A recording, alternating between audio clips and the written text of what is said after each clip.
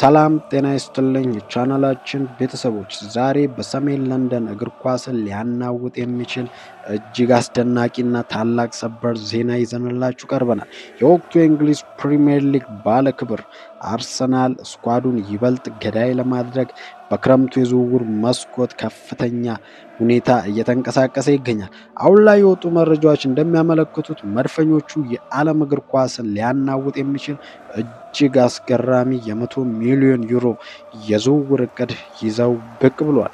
ክለቡ በትጋት እየሰራበት ያለው ዋናውና ትልቁ ኢላማ የፒኤስጂው ፈረንሳዊ ፈጣን ኮከብ ብራድሊ ባርኮላ ወደ ኤሚሬትስ ስታዲየም ማምጣት ነው። አርሰናል እና ፒኤስጂ ቀጥተኛ ንግግር የጀመሩ ሲሆን ተጫዋቹ በሚቀጥሉት ቀናት የሕክምና ምርመራውን ለማድረግ ወደ ለንደን እንደሚመጣ በስፋት እየዘገበም ይገኛል።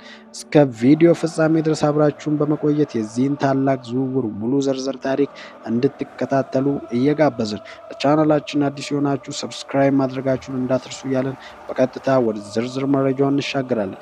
ለመሆኑ አርሰናል ለምን ይህንን ዝውውር አሁን ላይ ለማድረግ ወሰነ?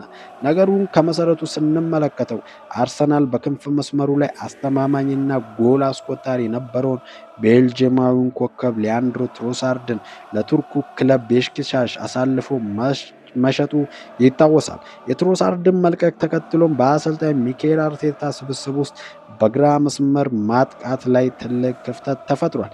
አርቴታና የአርሰናል የዝውውር የበላይ አካላት ይህንን ክፍተት በጥራት ለመሙላት እናም የቡድኑን ፍጥነት ወደ ላቀ ደረጃ ለማሸጋገር የመጀመሪያና ቀዳሚ ምርጫቸው ያደረጉት የፒኤስጂው ድንቅ የክንፍ ተጫዋች ባርኮላ ነው። ባርኮላ ባለፉት የውድድር ዘመናት በፈረንሳይና በአውሮፓ መድረክ ያሳየው እጅግ አስደናቂ ብቃት ለአርሰናል የፊት መስመር ፍጹም ገዳይ መፍትሄ መሆኑ አርቴታ በጽኑ ያምናል። ይህ ዝውውር ለአርሰናል አልጋ ባልጋ ሊሆን የሚችልበት ትልቅ እድልም አለ። ምክንያቱም ፈረንሳዊ ወጣት ኮከብ ባርኮላ ከዚህ ቀደም ለአርሰናል ክለብ ያለውን ጥልቅ አድናቆት በግልጽ መስክሯል። በዚህ ታላቅ ክለብና በአርቴታ ስር መጫወት ለስራው ትልቅ ኩራትና ክብር እንደሆነ በመግለጽ አርሰናል በዝውውር ገበያው ላይ ትልቅ የበላይነት እንዲኖረው አድርጎታል።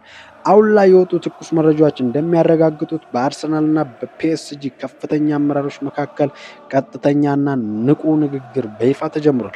አርሰናል ዝውውሩን በአስቸኳይ ለመፈጸም ያለውን ቁርጠኝነት ለማሳየት ለመጀመሪያ ጊዜ እጅግ ከፍተኛ የሆነ የ100 ሚሊዮን ዩሮ ይፋዊ የዝውውር ጥያቄ ለፈረንሳዩ ክለብ አቅርቧል። ይህ ታላቅ የገንዘብ መጠን በፒኤስጂ ዘንድ ሙሉ ተቀባይነት እንደሚያገኝ የውስጥ መረጃዎች በስፋት እየጠቆሙም ይገኛሉ። ነገሮች በሙሉ ፍጹም ፈጣን በሆነ መንገድ እየተጓዙም ይገኛሉ። ስምምነቱ በሚቀጥሉት ጥቂት ቀናት ውስጥ ሙሉ በሙሉ ተጠናቆ ብራድሊ ባርኮላ በለንደን ከተማ በመገኘት ይፋዊ የሕክምና ምርመራውን እንደሚያደርግ ከፈረንሳይና ከእንግሊዝ የወጡ ጋዜጦች በስፋት እየዘገቡ ይገኛሉ። ባርኮላ ወደ ኤሚሬትስ ከመጣ አርሰናል በግራ መስመር ላይ ፍጹም ሊገመት የማይችል እጅግ ፈጣንና ኳስ አታሎ በማለፍ ተከላካዮችን የሚያስጨንቅ ገዳይ የፊት መስመር ባለቤት ይሆናል።